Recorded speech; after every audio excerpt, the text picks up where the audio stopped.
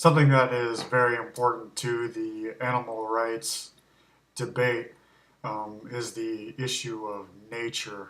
This is something that you'll see in um, just about any conversation where someone is trying to refute the idea of animal rights, and it always basically goes as follows: is that animals animals don't deserve rights because whatever humans are doing to them is natural, be it domesticating them, uh, farming them, using them for labor, and this is it's extremely problematic. It's not saying anything at all. Because if anyone does any research on this at all, just take 5 minutes to look up online. Just look up the logical fallacy of appealing to nature. It's basically, it'll go something as follows. First of all, you have to assess what is nature. Nobody knows what that is. I mean, everyone has their own idea. Everyone has their own um, conception of what nature is. And I guess there is such a thing as nature, but there is no concrete set of, okay, this is nature, this is not nature, this is where the line is, and we can all agree to it. No, hardly anybody does it. Almost everyone has a different idea of what nature is. So trying to use that in any sort of debate is extremely problematic. Secondly, even if we were to agree upon what definitely is nature and what definitely isn't nature, then we also have to examine exactly what does that pertain, how does that pertain to ethics? What does that tell us? Does it tell us anything? For example, let's just say you were of the mind that murder was natural. I think if I don't really have any sort of feelings on the matter. I'm not saying that murder is natural, but let's just say it is. Okay? Let's just say,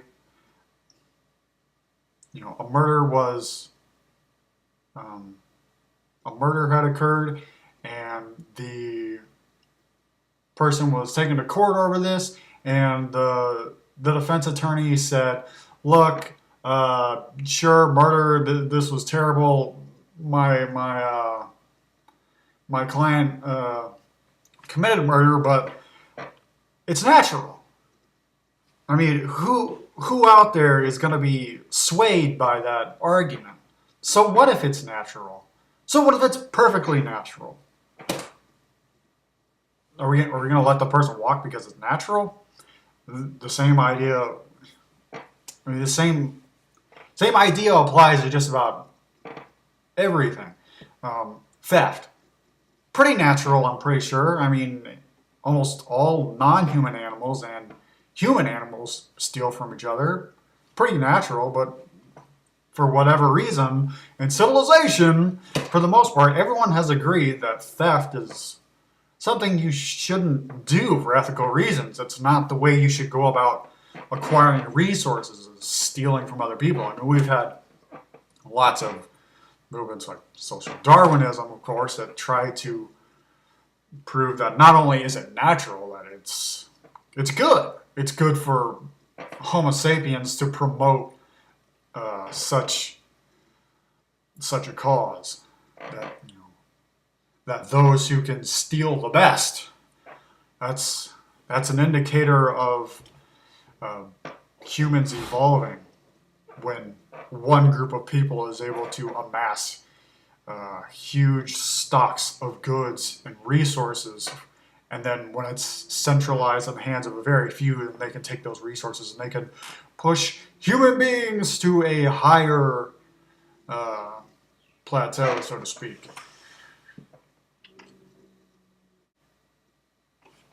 Another problem with nature is the fact that a lot of times we have to decide between one nature and another.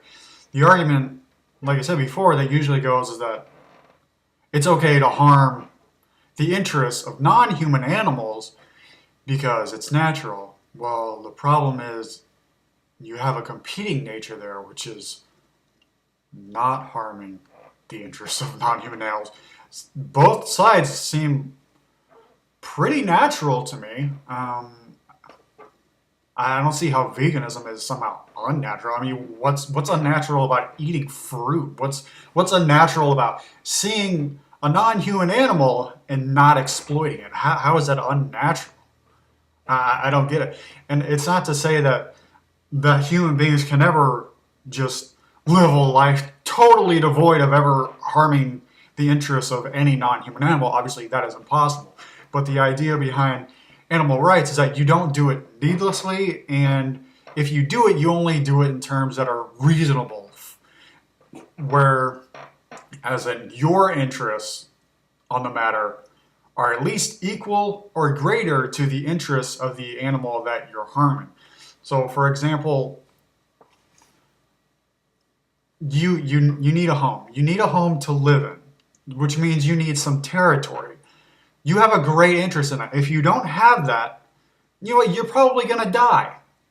So your interest level is pretty damn high. At the same time, other non-human animals might live there first. And whether or not you push them out is also a matter of life and death for them. So you kind of have competing interests there. So you kind of, at that point, it can be pretty much legitimized that you're,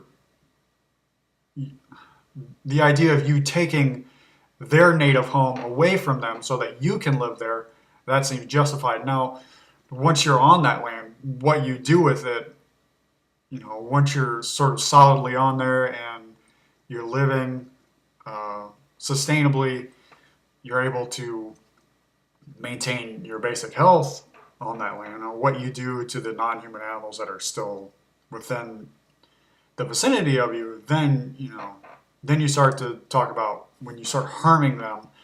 Then all of a sudden your interests in the matter are not as high as theirs are. They're still scraping by, just fighting for the basics, and your interest level is down here. Like you're okay. At that point, you don't need to go out of your way for luxurious goods or anything else to harm them. So I think that's always a real problem. Whenever you want to talk about nature, it's the idea that, well, which nature do we choose? I mean, if the idea was that veganism, animal rights, all of that was somehow unnatural, I could understand where the argument of harming animals, non-human animals, is natural, and we can make some sort of conclusion on the matter of how we treat them. But it doesn't, because normally the argument would go, whenever someone tries to use nature, it's usually in the form of foods. It's things that we consume, objects. And it's always to say, okay, well, let's say something like this. We'll just talk about power. Okay, it seems pretty natural for maybe a windmill or a water mill, get some power from that. That seems pretty natural, I guess. And then someone else would come along and they'd say, well, that is much better for humans to use than to use nuclear power, which is unnatural. I'm not saying it is. I'm just saying that could be the argument. And then you might be able to sit there and say, okay, well, yeah, well, this is why we should build windmills and water mills as opposed to fucking nuclear reactors that could destroy the entire fucking planet, So I think in cases like that, nature might be useful. It's more like a rule of thumb. Well, generally, if something is natural, it's going to be something that's better. That's going to be better than something that is unnatural. But you don't really have that in the animal rights debate. Like one side can't sit there and oppose animal rights because it's natural for humans to exploit non-human animals. Because there's no unnaturalness, logically speaking, to not harming the interests of animals, especially when there are competing interests involved.